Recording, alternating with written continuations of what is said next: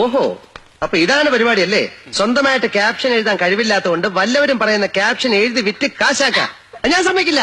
എന്റെ ക്യാപ്ഷനാണ്, എനിക്ക് വേണം. എന്റെ പ്രോഡക്റ്റ് പരസ്യം ചെയ്യാൻ ഞാൻ ആർക്കും കൊടുക്കില്ല. ഞാൻ നിങ്ങളുടെ കാര്യം പിടിക്കും. ബഹളം ഉണ്ടാക്കില്ല പ്ലീസ്. ബഹളമൊന്നും ഉണ്ടാക്കുകയല്ല.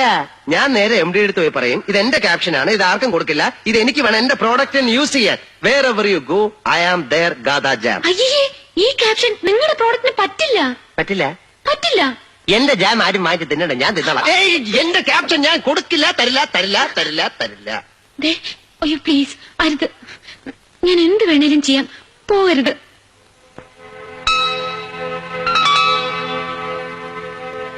എന്ത് വേണമെങ്കിലും ചെയ്യോ? ചെയ്യാം. അല്ലേ വേണ്ട, ഞാൻ പോയി പറഞ്ഞേക്കാം. അയ്യോ പറയരുത്, പറയരുത് പ്ലീസ്. പിന്നെ വാക്ക് മാറരുത്. ഇല്ല. സത്യം? സത്യം.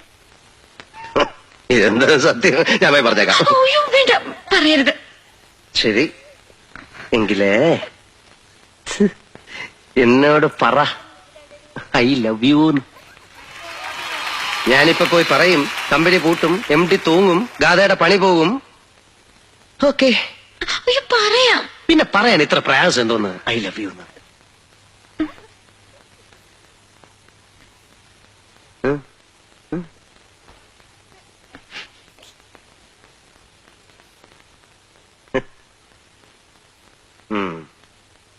പറയൂലല്ലേ? പറയാം.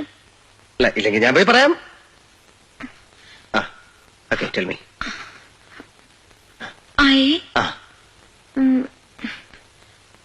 I love you.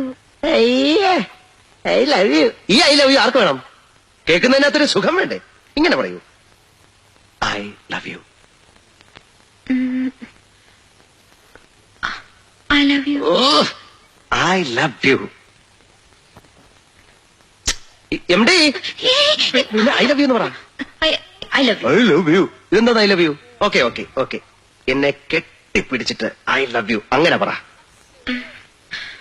MD എന്നാ കെട്ടിപ്പിടിച്ചു പറ ഐ ലവ് യു.